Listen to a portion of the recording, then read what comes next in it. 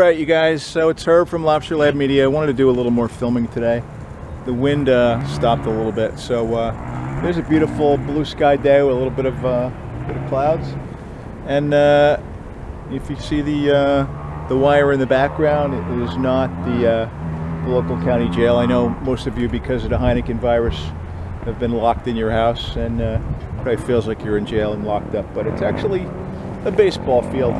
So we're going to take a walk through and let's see what we got.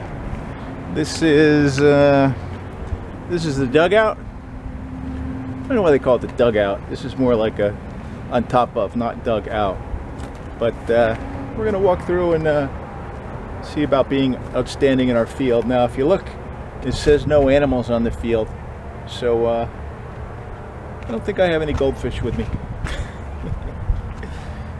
Did you ever see what was that, the Bill Murray movie where he was afraid to do anything, and he finally stepped out of his comfort zone, and he had his goldfish around his neck?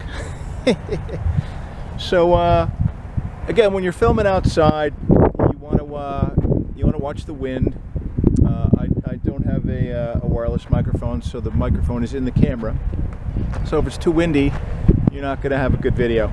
And you also have to watch the sun. You want to have the lighting and the shading and the sun in the background. So so here we are at home base, home plate. And as you can see, there's no baseball game going on. There's no football games going on. There's no wrestling going on. There's no horse racing. There's nothing going on because of the Heineken virus and the complete shutdown and fear. So we're going to take a walk around the bases because we can.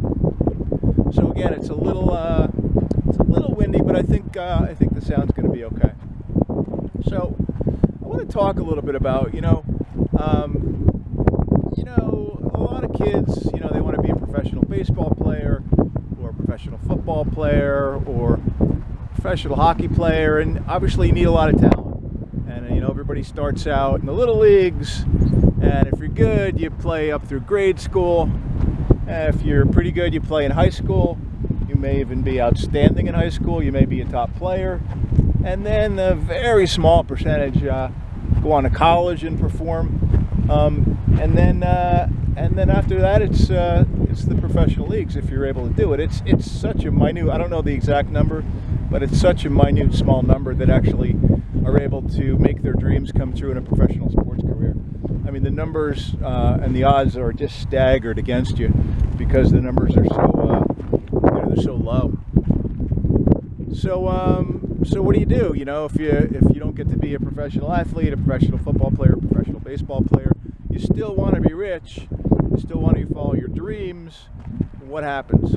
What's the desire level? Why do people, if they don't make it, why do they give up and they settle? I always say, there's so many people walking around, they died, but they forgot to fall down. They've given up on their dreams and their goals a long, long time ago. And you guys, no one said it was easy. I mean, if it was easy, everybody would do it. Now, by the way, I'm rounding third now and heading for home.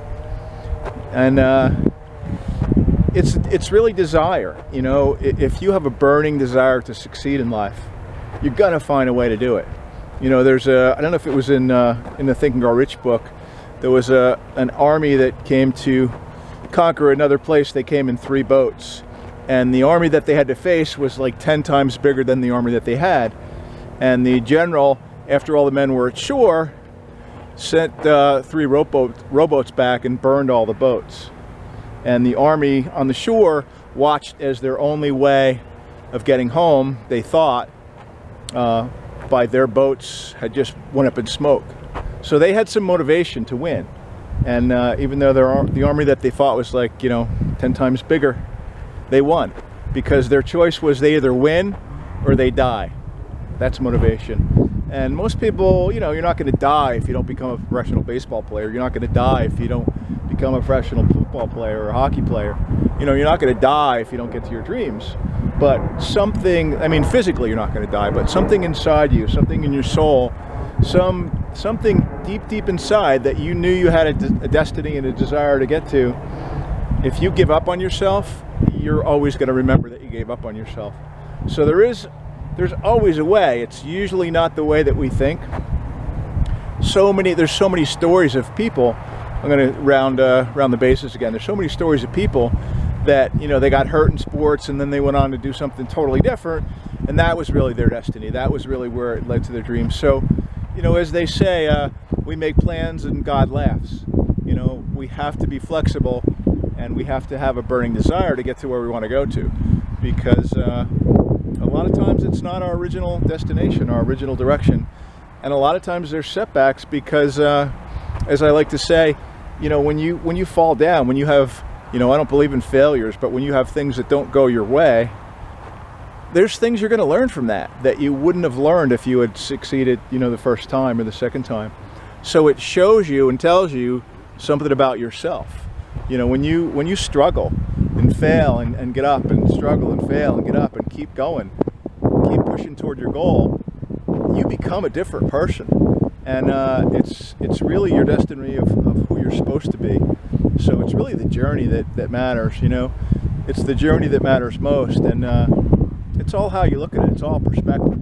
There really is no failure. There's just, you know, like with Edison, they said, you know, you failed 1,000 times to invent the light bulb, and he said, no, I didn't. I just figured out 999 ways not to invent the electric light bulb, and one way to invent it. So it's really perspective. It's just never giving up on your dreams, and you know, it's a journey for sure, but you can get there if you're willing to do the work.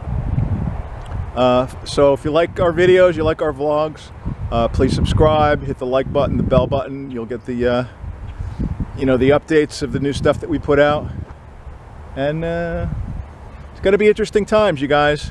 We're definitely walking into a recession / depression / recession. So you're going to have to think differently, because, you know, the old way of thinking of study hard, go to school, get a good job with a good company, and work for 40 years and you're set for life with a pension, that doesn't exist anymore.